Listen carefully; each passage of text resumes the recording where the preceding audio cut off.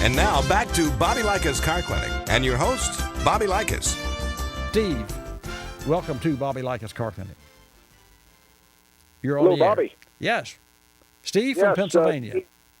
Yes, thanks for taking my call, and thank you for all the info you give us people out on the air. Well, I appreciate that, and I really do. It's so interesting. Not only I talk about Daytona and the track, but and then we talked about Mount Helena from our Kenai, Nebraska, and I mean Kenai, Alaska folks, and I've got a bottle of on my studio here of ash from Mount Helena. That's really no, it wasn't Mount Helena. It was Mount Redoubt. Is where that came from. But let's talk about your car and from a maker standpoint. Are you a tinker, a DIY, a fixer, or a hacker? Where would you put yourself?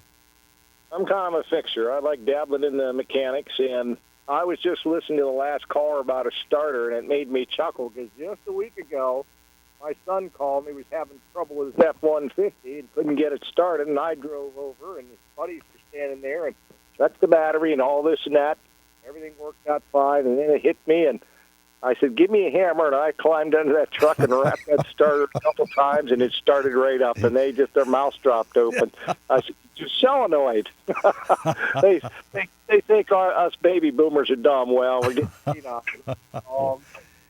It made me laugh. Well, yeah, that is something. I'll tell you, and the real bottom line is inside, and you've had starters apart. I can just tell by your words. Inside the starter is a contact, just like a push button doorbell has got a contact inside, and that contact, because it's enclosed, so it doesn't spark. And folks, if you've ever hooked up battery cables, and not backwards, I mean the regular, you'll see there's a little spark there.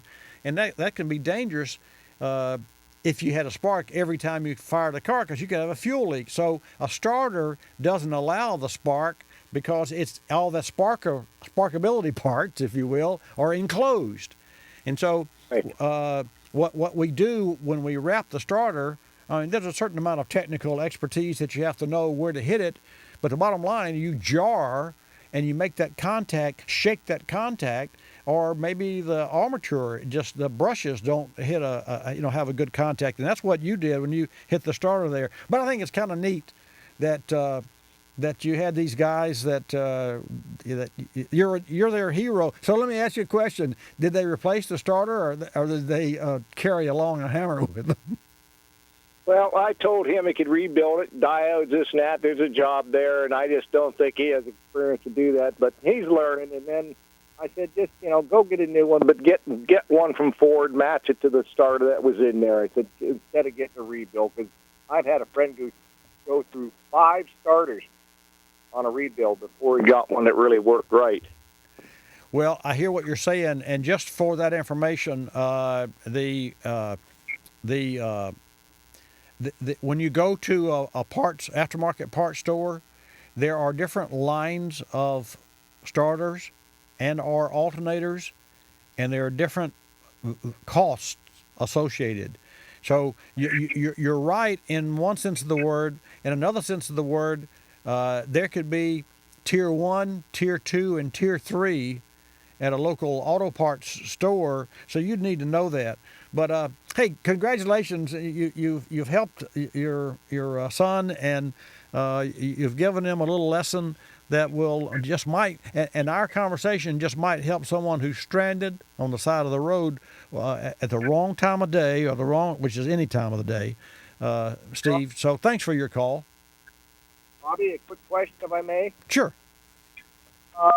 07 Veracruz Limited. I had 2 new front tires at a reputable shop here in State College, and they checked everything out the front end. I had all front end realigned and everything, and there was a knocking noise in there. They said everything in the front was good, and the mechanic said to him, top, the strut bolts were tight and all that, but he thinks that might be where that knocking I hear comes from every so often. Well, if it's ever so often, I was thinking it was strut ends, but it wouldn't be strut ends because if they were noisy, they'd be noisy all the time.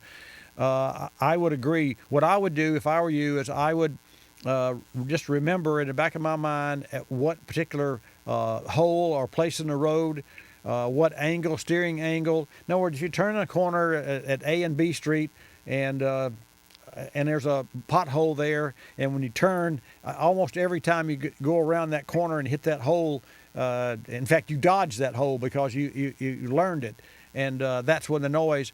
And then you can duplicate the noise, replicate it, and then you can take a technician for a ride with you, and he'll be better able to pinpoint that.